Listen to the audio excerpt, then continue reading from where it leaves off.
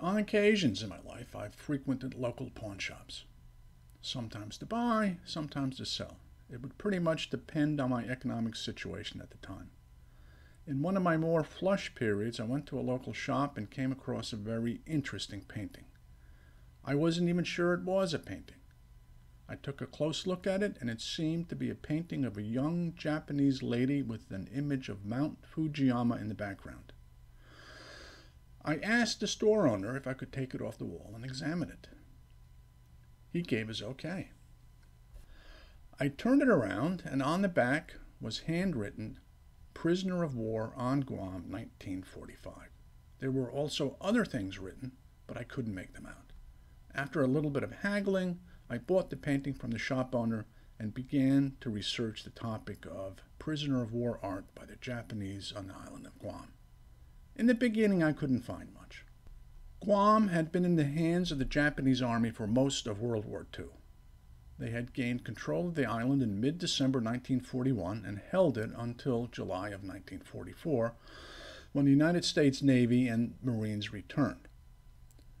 On the 21st of July, the 3rd Marine Division and the 1st Provisional Marine Brigade landed on the island.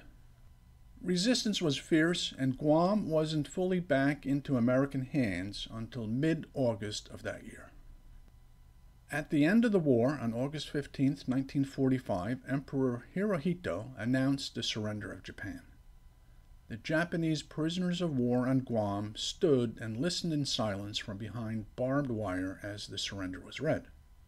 Historical records indicate that as many as 2,600 Japanese POWs were held on Guam. Many were part of the garrison from the island of Rota, which surrendered its entire garrison on September the 2nd to the United States Marines.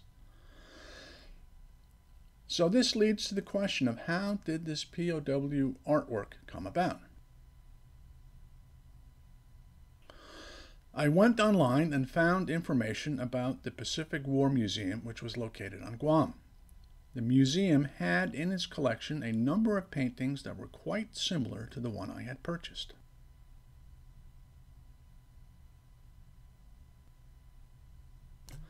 Including this partial nude, which is the only one of its kind.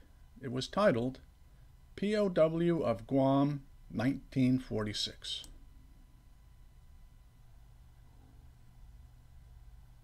One of the paintings had the following description next to it. Japanese prisoner of war artwork. The works of art in this display were painted by Japanese POWs between 1945 and 1946, when not performing menial tasks or duties as prescribed by the American forces. The Japanese soldiers relaxed or passed the time playing games and writing poetry or painting. Painting might include scenes of their homeland, sweethearts, or happier pre-war moments.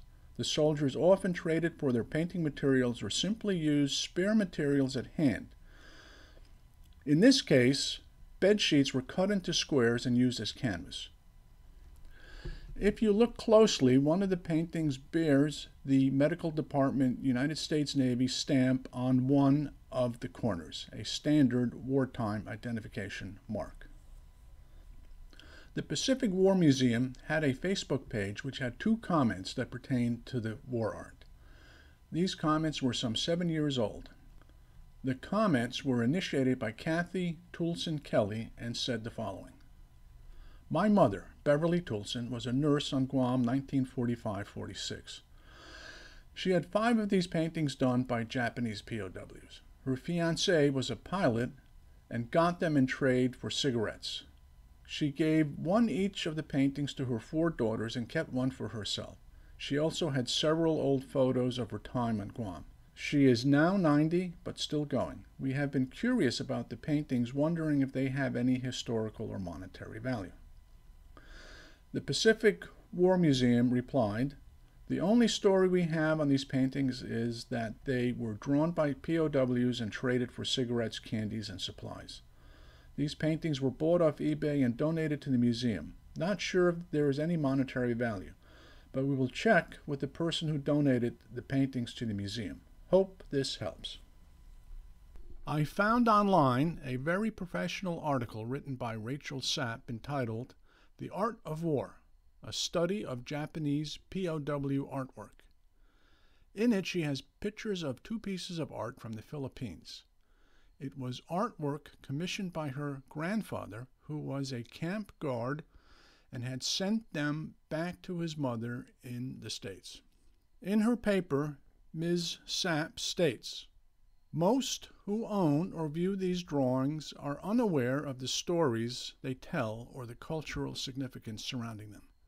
Japanese POW artwork during occupation holds value today not only as surviving souvenirs from Allied soldiers to their mothers and sweethearts back home, or items for trade, but as Japanese symbols of beauty, cultural expression, and tokens of rebirth." I think that summarizes everything quite nicely. If anyone has any information or wants to add anything, please leave a comment below. Have a good day, all.